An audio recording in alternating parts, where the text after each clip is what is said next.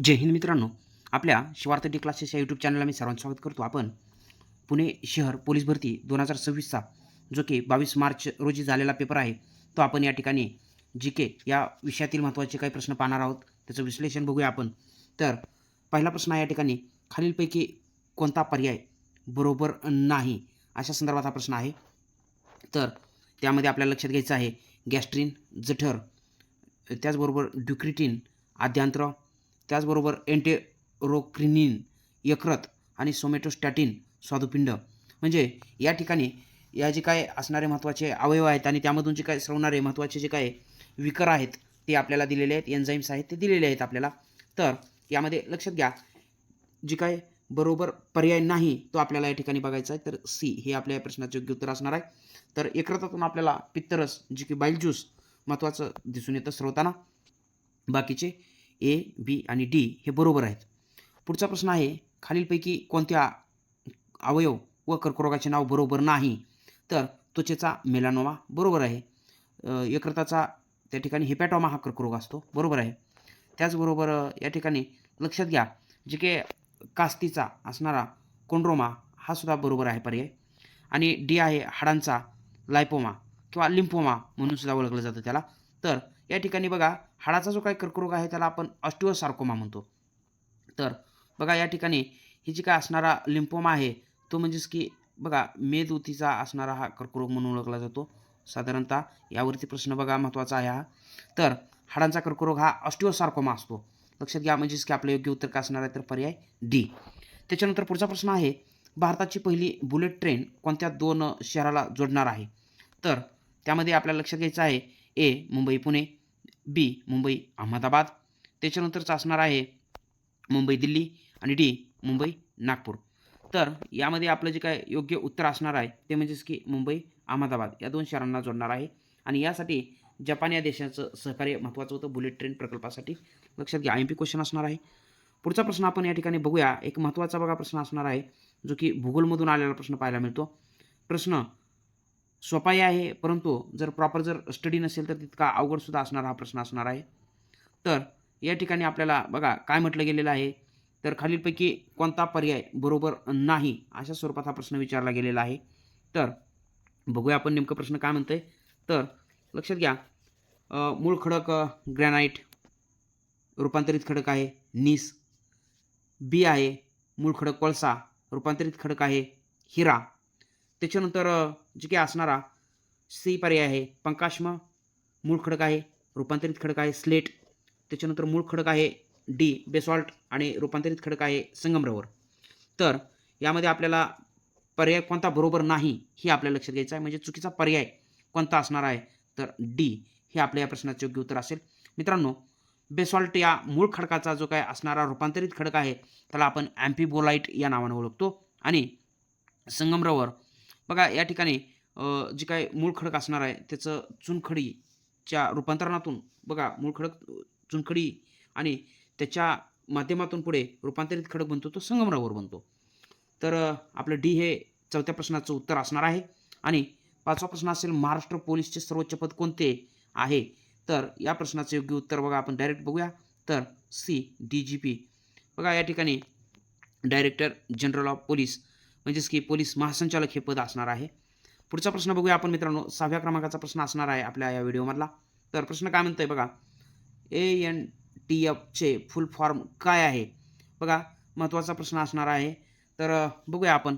महत्त्वाचं म्हणजेच की डायरेक्ट आपण उत्तराकडेच जाऊया. तर या ठिकाणी लक्षात घ्यायचं आहे पर्याय बी हे याचं उत्तर आहे, अँटी नार्कोटिक टास्क फोर्स. आता हे जे काय असणारं बघा, ANTF जे असणार आहे ते कशासाठी असणार आहे? तर अंमली पदार्थ तस्करीला आळा घालण्यासाठी आपल्याला ANTF म्हणजेच की अँटी नार्कोटिक टास्क फोर्स असलेलं दिसून येतं. पुढचा 7वा प्रश्न आपण या ठिकाणी बघणार आहोत. महत्त्वाचा प्रश्न असेल हा सुद्धा. तर या ठिकाणी 7वा प्रश्न असणार आहे महत्त्वाचा, भारताचे पहिले इलेक्ट्रिक रॉकेटचे नाव काय आहे? तर लक्षात घ्या, वायुपुत्र हे नाव असणार आहे, वायुपुत्र. 8वा प्रश्न आहे, सांख्यिकी शास्त्राचे जनक कोण आहेत? तर लक्षात घ्या, या ठिकाणी आपला 8वा प्रश्न जो आहे त्याचं उत्तर आहे सर रोनाल्ड एल्मर फिशर. लक्षात घ्या, सर रोनाल्ड एल्मेर फिशर. सांख्यिकी शास्त्राचे जनक आणि आपल्या भारताच्या सांख्यिकी शास्त्राचे जनक कोण आहेत तर PC मालनोबिस असणार आहेत. त्याच्यानंतर या ठिकाणी आपला 9वा प्रश्न आहे, नवाबांचे शहर म्हणून कोणते शहर ओळखले जाते तर लखनौ. आणि पहिली AICT म्हणून सुद्धा आपण लखनौला या ठिकाणी लेक्चर घ्यायचं आहे. तर लक्षात असू द्या, लखनौ महत्त्वाचं शहर असणार आहे. त्या ठिकाणी एक महत्त्वाचं क्रिकेट स्टेडियम आहे. कोणतं ते आपण कमेंट सेक्शनमध्ये सांगायचं आहे. लखनौ या ठिकाणचं क्रिकेट स्टेडियमसुद्धा. त्याचबरोबर महत्त्वाचं म्हणजेच की हैदराबाद महत्त्वाचं शहर असणार आहे. लक्षात घ्या, ते कोणत्या नदीकाठी आहे तर मुशी नदीकाठी आहे. दिल्ली महत्त्वाचं म्हणजे की आपल्या राजधानीचं ठिकाण हे यमुना नदीकाठी आहे. तर पुढचा प्रश्न आपण बघूया. भूगोलमधून आलेला प्रश्न आहे. प्रश्न तसा सोपा आहे, परंतु या ठिकाणी विद्यार्थी बांधवांनी प्रॉपर अभ्यास केलेला असायला पाहिजे, तेव्हा असे प्रश्न बरोबर येऊ लागतात. तर 10वा प्रश्न बघूया आपण. या ठिकाणी बघा, जे की खालीलपैकी कोणता पर्याय बरोबर आहे. एका बाजूला महासागर दिलेले आहेत आणि त्यापुढे त्याचं क्षेत्रफळ दिलेलं आहे. तर बघूया, महत्त्वाचं एक आहे पॅसिफिक क्षेत्रफळ आहे. आता त्या ठिकाणी डायरेक्ट आपण प्रश्नाकडे जाऊया, म्हणजे की उत्तराकडे जाऊया आपण या ठिकाणी. बघा, डी या प्रश्नाचं योग्य उत्तर असणार आहे. म्हणजेच की बघा, बरोबर जे काही पर्याय आहेत त्यामध्ये कोणते पर्याय बरोबर आहेत. 1 बरोबर आहे, त्याच्यानंतरचा 2 बरोबर आहे, 3 बरोबर आहे मित्रांनो, त्याचबरोबर 4 बरोबर आहे आणि 5 बरोबर आहे. म्हणजेच की डी हे या प्रश्नाचं योग्य उत्तर असेल. तर आपण थोडक्यात हा प्रश्न लक्षात घ्या. सर्वात मोठा जो काही महासागर आहे जगातला तो कोणता आहे तर पॅसिफिक असणार आहे. आणि जगात महासागरांची एकूण संख्या किती आहे तर 5च असणार आहे. तर सर्वात लहान महासागर कोणता तर आर्क्टिक महासागर असणार आहे मित्रांनो, लक्षात घ्या. 2 नंबरला असणार आहे अटलांटिक असणार आहे. 3 नंबरला हिंदी महासागर असेल आणि 4 नंबरला दक्षिण. बघा, महत्त्वाचा प्रश्न आहे. त्याच्यानंतर पुढचा प्रश्न बघूया. 11व्या क्रमांकाचा प्रश्न असेल आपला महत्त्वाचा बघा या पेपरमधला. प्रश्न आहे, भारतीय क्रिकेट संघाने ICC T20 वर्ल्ड कप प्रतियोगिता किती वेळा जिंकली आहे. तर पर्याय C हे प्रश्नाचे योग्य उत्तर असेल. 3 वेळा जिंकलेली आहे. म्हणजेच 2007, त्याच्यानंतर 2024 आणि 2026. 12वा प्रश्न आहे, भारतातील पहिले जे काही नोबेल पुरस्कार विजेते होते त्यांचं नाव काय आहे असा प्रश्न विचारलेला आहे. तर 1913 मध्ये नोबेल पुरस्कार मिळविणारे गुरुदेव रवींद्रनाथ टागोर. बघा, गीतांजली या पुस्तकासाठी त्यांना हे पारितोषिक मिळालेलं होतं. तर लक्षात घ्या, पहिलं हे साहित्याचं नोबेलसुद्धा आहे आणि पहिले भारतीयसुद्धा आहेत. या ठिकाणी लक्षात घ्यायचं आहे की बाबा, पुढचा प्रश्न आहे, इस्रोचे फुल फॉर्म काय आहे असा प्रश्न आपल्याला या ठिकाणी विचारलेला आहे. सोपा प्रश्न असणार आहे. चला, तर 13व्या क्रमांकाचा जो काही प्रश्न आहे, इस्रोचे फुल फॉर्म आपल्याला बघा या ठिकाणी लक्षात घ्यायचं आहे. इंडियन स्पेस रिसर्च ऑर्गनायझेशन, म्हणजेच की पर्याय 2 हे उत्तर असेल. आणि स्थापना कधीची आहे इस्रोची तर 15 ऑगस्टची स्थापना आहे. महत्त्वाची लक्षात घ्या, 15 ऑगस्ट 1969ची स्थापना असणार आहे. 15 ऑगस्ट 1969. 15 ऑगस्ट 1969 मध्ये इस्रोची स्थापना झालेली पाहायला मिळेल आपल्याला. इस्रोचं मुख्यालय आहे बंगळुरू या ठिकाणी आपल्याला पाहायला मिळेल. चला, पुढचा प्रश्न बघूया आपण या ठिकाणी. 14वा प्रश्न असेल महत्त्वाचा. सध्या खालील देशामध्ये युद्ध सुरू आहे. कोणत्या देशामध्ये युद्ध सुरू आहे तर आपल्याला या संदर्भात प्रश्न विचारला गेलेला आहे. तर लक्षात घ्यायचं आहे की या ठिकाणी आपलं बघा, अमेरिका इराण, त्याचबरोबर इस्रायल इराण आणि रूस युक्रेन, म्हणजे रशिया आणि युक्रेन. म्हणजेच की पर्याय C हे म्हणजेच की आपल्या या पर्यायातून उत्तर निघणार आहे. पुढचा प्रश्न आहे, खालीलपैकी कोणते पर्याय बरोबर नाहीत. बघा, जुने नाव केरळ, नवीन नाव केरळम बरोबर आहे. जुने नाव औरंगाबाद, नवीन नाव छत्रपती संभाजीनगर. जुने नाव अहमदनगर, नवीन नाव अहिल्यानगर. आणि डी राजभवन सेवातीर्थ. तर आपलं उत्तर आहे राजभवन सेवातीर्थ. बघा, या ठिकाणी हा पर्याय बरोबर नाही. अशा स्वरूपात आपल्याला बघा मित्रांनो, आतापर्यंत आपण 15व्या प्रश्नापर्यंत आलेलो आहोत.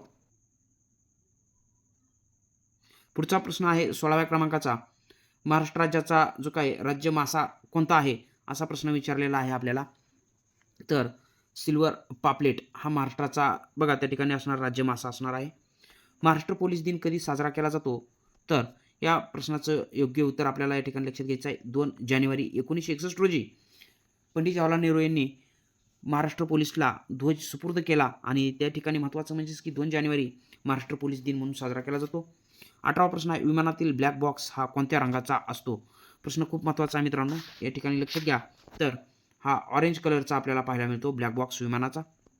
19वा प्रश्न आहे की नवीन फौजदारी कायदे कधी लागू झाले? तर IMP प्रश्न आहे, यापूर्वी विचारला गेलेला आहे. 1 जुलै 2024 1 जुलै 2024 या दिवशी महत्त्वाचे नवीन फौजदारी कायदे लागू झालेले आहेत आणि 1 जुलै हा एक महत्त्वाचा दिनविशेषसुद्धा असतो. GST दिन, त्याचबरोबर कृषी दिनसुद्धा असतो. लक्षात घ्या, डॉक्टर दिन असतो. त्याच्यानंतर पुढचा प्रश्न आपण बघूया. नीती आयोगाचे पदसिद्ध अध्यक्ष कोण असतात? असा प्रश्न आपल्याला या ठिकाणी विचारलेला आहे.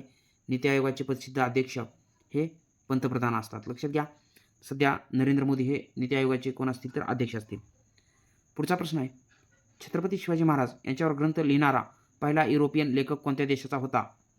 तर तो पोर्तुगाल या देशाचा होता. मित्रांनो, क्वास्मे द गार्डा असं त्याचं नाव होतं. या ठिकाणी थोडक्यात आपण नाव त्याचं बघूया. क्वास्मे द गार्डा. आलं प्रश्न पुढे जाऊन तर महत्त्वाचा असणार आहे. क्वास्मे द गार्डा असं बघा या लेखकाचं नाव होतं, ज्यानं की 1695 मध्ये छत्रपती शिवाजी महाराजांवरती एक महत्त्वाचा ग्रंथ लिहिलेला होता आणि हा पहिला युरोपियन लेखक ठरलेला पाहायला मिळतो. पुढचा प्रश्न आहे, पोलीस स्मृती दिन कधी पाळला जातो? तर या प्रश्नाचं योग्य उत्तर असणार आहे 21 ऑक्टोबर, म्हणजे पर्याय डी हे या प्रश्नाचे योग्य उत्तर असेल. 21 ऑक्टोबर प्रश्न लयदा आलेला आहे मित्रांनो, हा सुद्धा लक्षात घ्या, पोलीस स्मृती दिन. त्याच्यानंतर पुढचा प्रश्न आपण बघणार आहोत या ठिकाणी. 23वा प्रश्न असेल, खालीलपैकी कोणती नदी गोदावरी खोऱ्याचा भाग नाही? तर लक्षात असू द्या मित्रांनो, मुळा गोदावरीची उपनदी आहे, प्रवरा आहे गोदावरीची उपनदी, मांजरा आहे गोदावरीची उपनदी. मात्र भातसा ही जी नदी आहे ती कोकणातील पश्चिम वाहिनी नदी आहे. तर उत्तर काय असणार आहे? डी. त्याच्यानंतर या ठिकाणी 24वा प्रश्न असेल, ChatGPT या प्रणालीमध्ये GPTचा फुल फॉर्म काय आहे? तर लक्षात घ्या, जनरेटिव्ह प्री ट्रेनड ट्रान्सफॉर्मर या नावानं याला लक्षात घ्यायचं आहे ChatGPTच्या बाबतीत, म्हणजे GPT.